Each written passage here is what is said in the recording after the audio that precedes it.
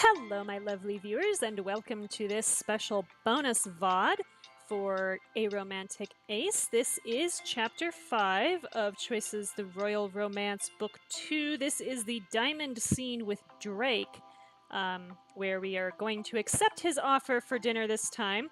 I have played through the chapter, as far as I can tell exactly as I played through it before, except, I expedited the scene with the photographer a little bit by just going straight to how do they pay you instead of walking through the other stuff that I did before. But other than that, everything else is the same. I did go through the scene with Shamar again for consistency.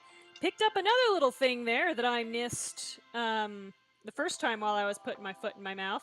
And that is his remark that he didn't consider a marriage for love viable until he met us and dared to hope, which not so subtly kind of puts us on the hook for being responsible for his change of heart and his new outlook on life, and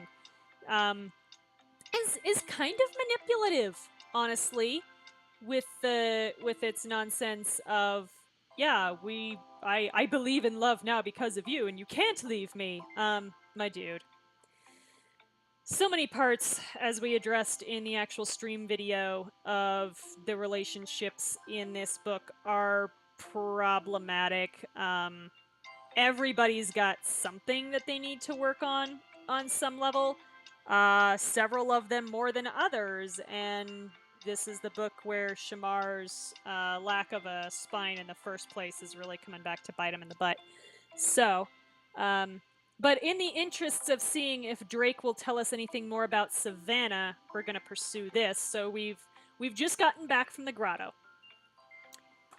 So, returning to the train, you head towards your suite. Suddenly, a door slides open and Drake walks out.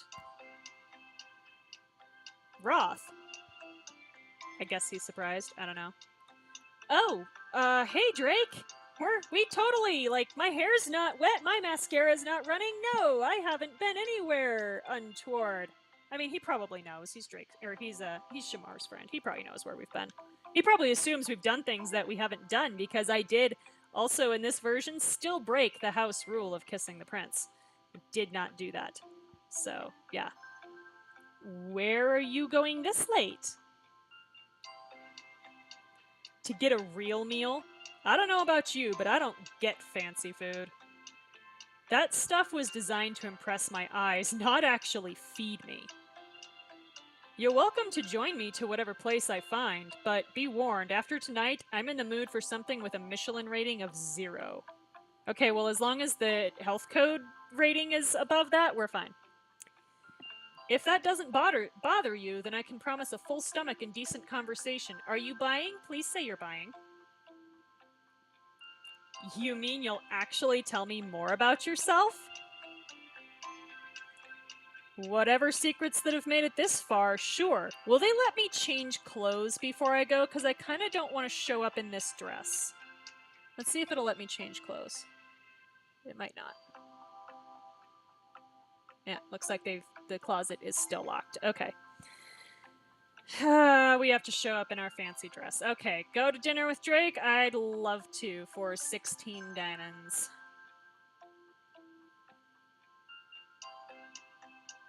I could use a bite to eat. Right this way, then. You follow Drake out of the train car. Drake leads you through lamplit streets and jumps into the first open restaurant. The alluring aroma of fresh tomatoes and spices complements the cozy hole-in-the-wall atmosphere. That needs hyphens. Okay. A kind, middle-aged man, oh, so they know what hyphens are, walks up and offers a menu and a table to the two of you, one of whom is completely overdressed for this establishment. I feel so silly. So this is more your style? We act like this is a question. Yes, of course this is more his style. We've known this guy for an entire book already. A menu, a table, and the promising smell of good food. That's all I want. Also, they're open this late, so you know. The man asks you and Drake a question in Italian. Oh shit. Um. Uh.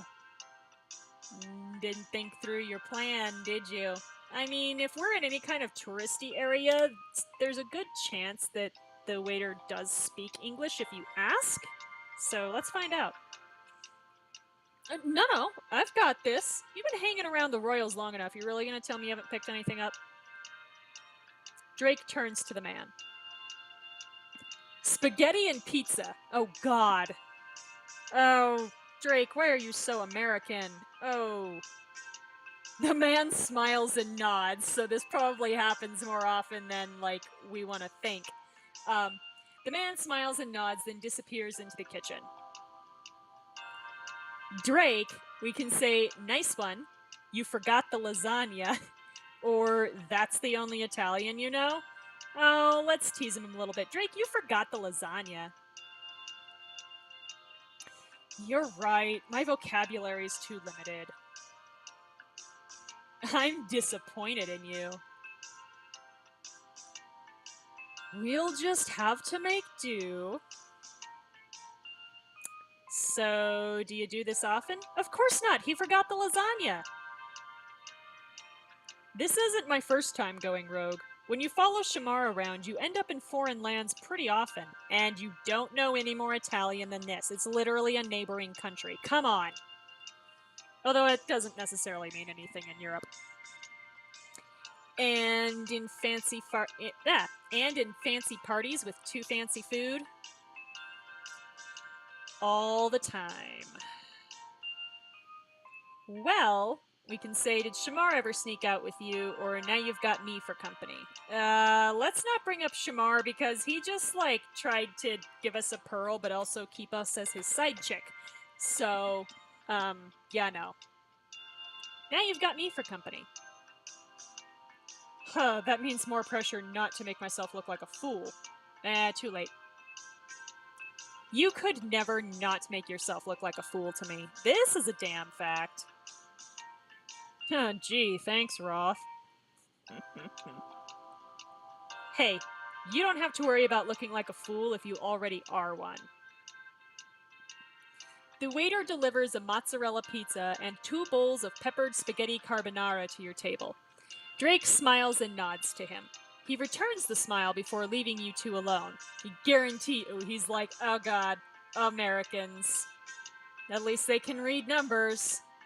Hopefully we tip well. Unless this is a region, I forget if Italy is one of those regions where you don't tip. I know it's not common in Europe. But I forget if this is a region where it would be heavily frowned upon to tip as opposed to just like, oh, haha, Americans tip, funny. Because I know sometimes that's actually considered an insult to tip your wait staff, so... Drake's lived here for a while, he probably knows. Drake takes a bite.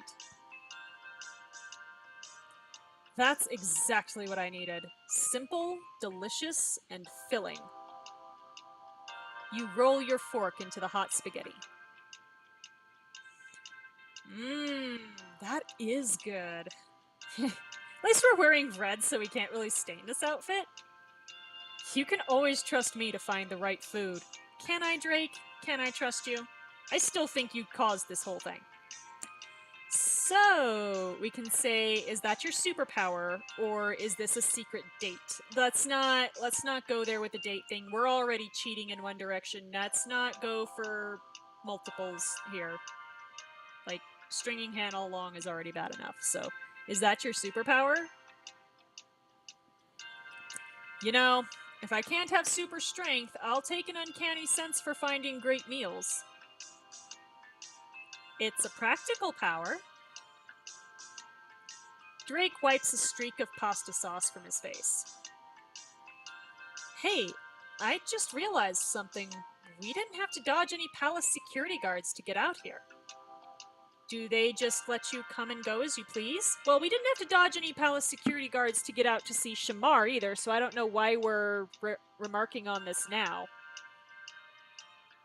I'm nowhere near as important as Shamar, but Bastien also knows me. He knows I can take care of myself. And you. Oh no, don't do that. Don't do that, my dude. No. Really? Bastien trusts you? Well, he hasn't tried to kill Shamar yet, and he's had probably like 20 years, so you know. Yeah? Don't sound so surprised. We kind of go way back. Ooh, story time. Are we not going to talk about Savannah? Because I'm going to be really kind of upset if we don't.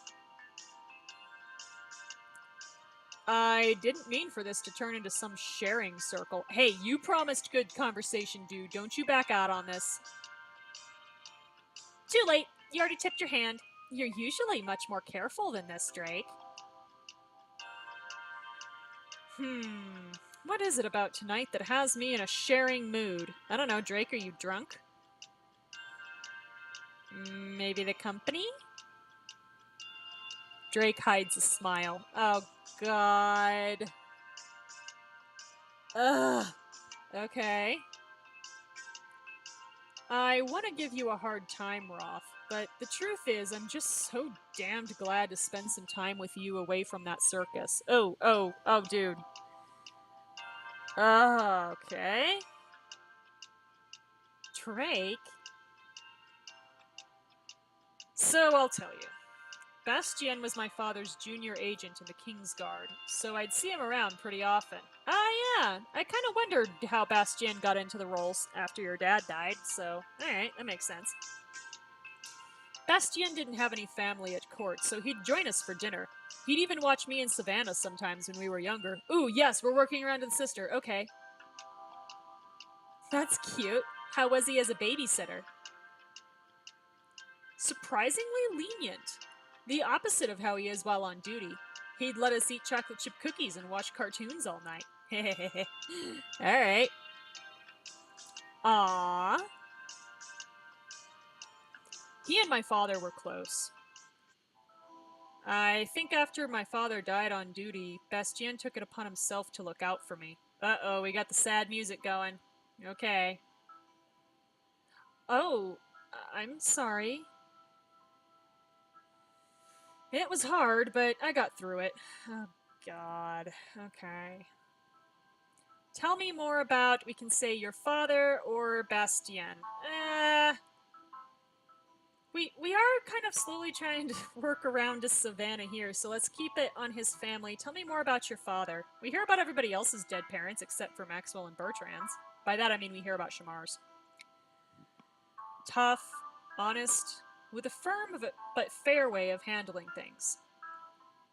Growing up, it seemed like there was nothing he couldn't do. You really looked up to him, didn't you? Yeah. If Savannah idolized the courtly life, I idolized him in the King's Guard. Drake winds and unwinds noodles around his fork, lost in thought.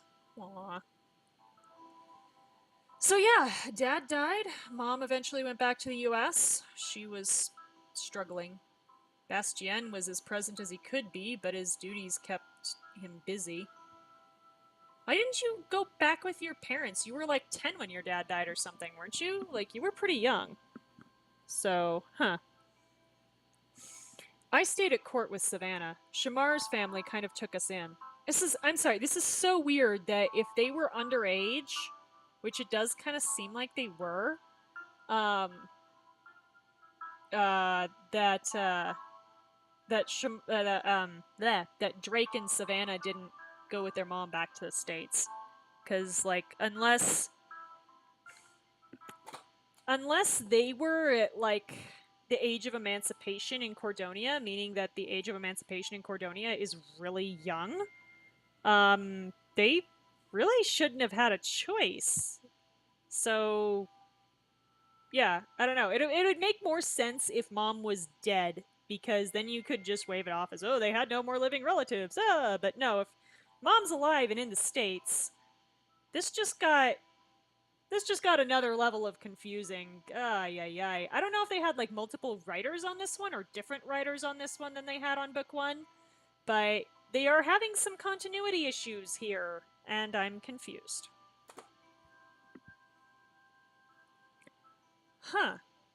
Actually, Drake, what do you do at the palace? This is a good question. I do lots of things. I do things all the time. Uh-oh, did you just get called out, my dude? Like? Um, well, it's hard to put into a single title. You're just the prince's best friend, aren't you? That's literally your job. You have no other role. It's fine. How about we can say trusted companion, professional best friend, or constantly complaining freeloader? Take a drink.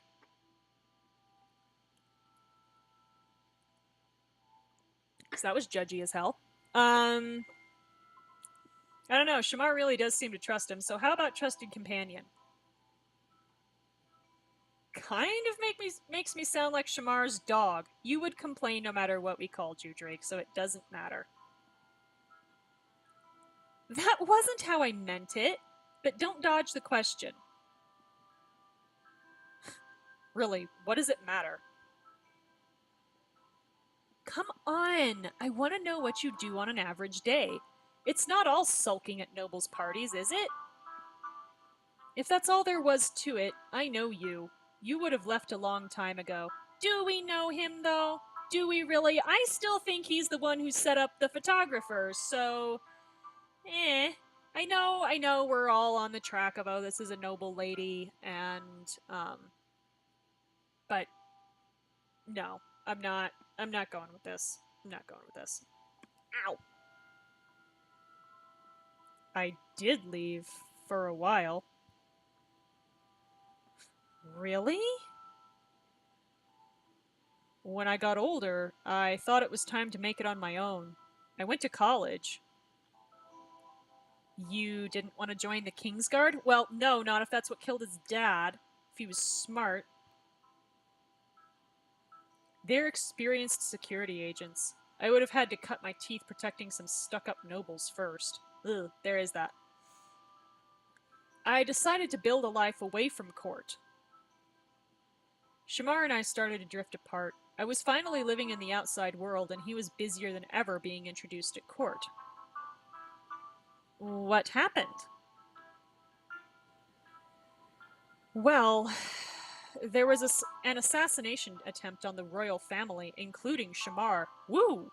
Okay, that is brand new information. No. This family, like, there's a lot of people trying to kill them. I'm not sure we want to marry into this. The Kingsguard stopped it before anyone was injured, but it still shook Shamar. Yeah, no wonder this guy's got issues. He hasn't even been in therapy. Ay, ay, ay. He never told me about this. Well, when would he have time between talking about his dead mom? It doesn't really come up in casual conversation. You know. Oh yeah, by the way, like 3 years ago someone tried to kill me, it's fine. Besides, I don't think he wants to remember those times. It was rough. He seemed fine to most people, but his brother dropped by my campus one night in the royal family's private jet asking if I could come back. Whoa, that's pretty serious, yeah. He was worried about Shamar. Behind closed doors, Shamar was not himself. He wasn't eating and was growing distant. Okay, I don't know now if they're trying to do the PTSD route or the depression route, but whichever one they're doing, Shamar's not playing it well. Ugh. Oh god. Okay. This book and this chapter in particular are just getting more and more problematic. Holy crap. Okay. I knew I had to be there for him. Things were bad. He needed me. Aw, Drake, are you a secret Hufflepuff? I think you're a secret Hufflepuff. Wow. We can say that must have meant a lot to Shamar, or it must have been hard to give up your outside life. Both of these are kind of almost dismissive a little bit. Like, because you're kind of implying here that the outside life was in any way comparable to the health and safety of his friend. But, you know, if you go with that must have meant a lot to Shamar, then you're just kind of... You're putting the... Like, that's very clearly putting the focus back on Shamar because we love him, and... Not into doing that right now, so it must have been hard to give up your outside life. He's my best friend. Oh, you are a closet Hufflepuff. I had to do it. After that, I never really left. When I saw how things were at court for Shamar, I knew I couldn't leave him to these sharks. Shamar plays the game well, but his heart's not in it. He'd rather focus on the needs of the Cordonian citizens than reading press statements and attending parties. Yeah. Yeah. So, why again? Did we want to marry into this? Oh yeah, because Drake is an asshole. The game doesn't want us to end up with Hannah, and for some reason Olivia's an option that shouldn't be an option. So yeah, we didn't have a whole hell of a lot of choice. Though I kind of wonder what book one would have looked like if we hadn't made like a single move with Shamar, because we'd get to the end and the guy would be like, I don't know, ready to propose to us, I guess, and the rug gets pulled out? I don't know. It'd be interesting to play it that way and find out. He needs to have someone cynical like me to have his back. Okay, that's your excuse? I have to be an asshole for my friend? Okay, this is not helping. Drake stares at the table for a moment, lost in thought. I should take Drake's hand or tease him. Ugh. Again, I have problems with this. Because teasing him after he's just told us something so personal and so very serious, like, I get that you're, like, kind of trying to lighten the mood and, you know, kind of bring the tone to a little bit happier place. But if you take Drake's hand, then that's going to get interpreted romantically. Ugh. Again, this part of the problem that I have. Apparently sneaking around like you're cheating on Madeline, which she, like, is but isn't okay with. Ugh. Is totally fine and romantic because you're in love, I guess. And again, would we be doing that if we hadn't accrued romance points with him in book one? I don't know. But yeah, like, I don't know. Probably gonna end up with a romance point for this, but I am not gonna be a jerk and tease him after that. So I am going to take Drake's hand, and we're gonna see if he, like, masculinity so fragile's out of this. You reach across the table and put your hand over Drake's. You're a good friend to Shamar, you little Hufflepuff, you. Drake smiles at you half-heartedly, his eyes sweeping over your face hungrily. Oh god! Oh, ew! Oh no! Oh, ew! No. We literally just got done saying the name Shamar, and you're looking at us like that? No thank you. No thank you indeed. God, why are you all awful people? This is probably why I cry when we interact with Hannah, is because Hannah's literally the only decent person, and she's not the one we're supposed to be with. So, yeah. Ugh. Okay. Most of the time. Oh god, please. Please don't. Please don't. None of this is romantic. None of this. Just no. Just no. Come on. I should lean in and kiss Drake. Kissing's an option. Take a drink.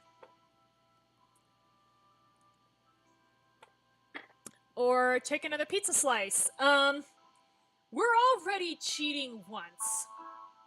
We have already kissed someone else. Do we really want to go for 3 here?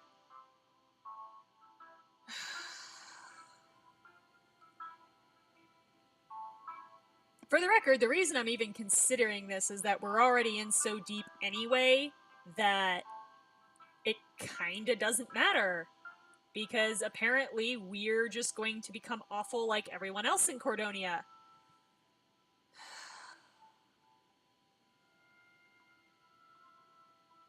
Ugh. Y'all.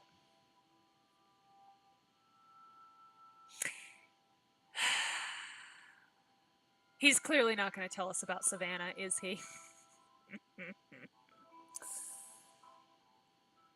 Ugh. So, as a favor to one of my lovely viewers who does like Drake as a character, I can't believe I'm doing this, and you'd better appreciate me. I am going to lean in and kiss Drake. I'm going to just be an awful person. If we're going to be an awful person, let's just take it all the way. How did we manage this? We're sitting on the other side of the table, aren't we? You said we reached across the table. How are we... Don't think about it too hard. Don't think about it too hard. You press yourself against Drake, and tilting your face up, you kiss him sweetly, catching him off guard. Okay. Roth, I think he just swooned. Take a drink.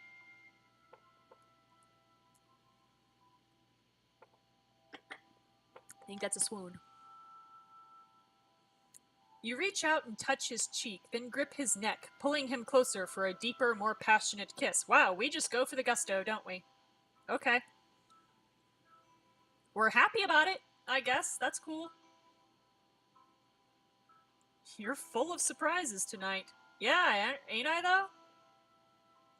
You can't just take me to dinner, pour your fluffy marshmallow heart out, and not expect me to fall a little more for you, Drake. Fluffy marshmallow heart. Okay. You're right. What was I thinking? Yeah, what were you thinking? Looking at us like that, you creep.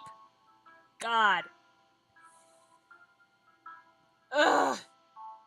Drake sighs, his lips brushing yours once more until you both hear footsteps. Yeah, like we think people aren't seriously taking pictures. My God. Really. The middle-aged man from before delicately slides a check on the table and bows. Well, thank you for a wonderful evening. I never thought I'd learn so much about the elusive Drake. Yeah, sorry, it was a lot to drop on you all at once. Oh my God, he's self-aware. What the hell has happened? Why are you all such horrible people? Oh yeah, sorry, this is chapter 6, not chapter 5. My bad. Let me cover it. Did you just offer to pick up the check? Well, we did smooch him. For a lot of guys, this means he has to buy us dinner now, because, you know, masculinity. Well, yeah, I guess I did. It's the least I can do after talking your ear off all night. I'm not the king or anything, but I can afford a handful of euros, Roth. Sharing your feelings tonight didn't bother me. We can say, but you can still pick up the check. I like this softer side of you, or I can split it with you. How sappy do I want to be? I guess we're just being an awful person, so let's be sappy. I like this softer side of you. This is my lowest low. What have you done to me, Roth? Nobody said it was bad that you're soft. Yeah, come on. Get over your manthrax. Yeah, well, at least the sob story didn't bother you. It could never bother me. Thanks, Roth. So we enjoyed a low-key Italian dinner with Drake. We should probably head back. It's getting late. And I'm full. What did I tell you? Carbs and fats, y'all. That'll... Yep. We're in this fancy dress and we've been eating, like, all this cheese. We're probably so bloated right now. You and Drake head toward the door. Hey, Roth. Thanks for coming with me tonight. Anytime, Drake. You both head back to the train.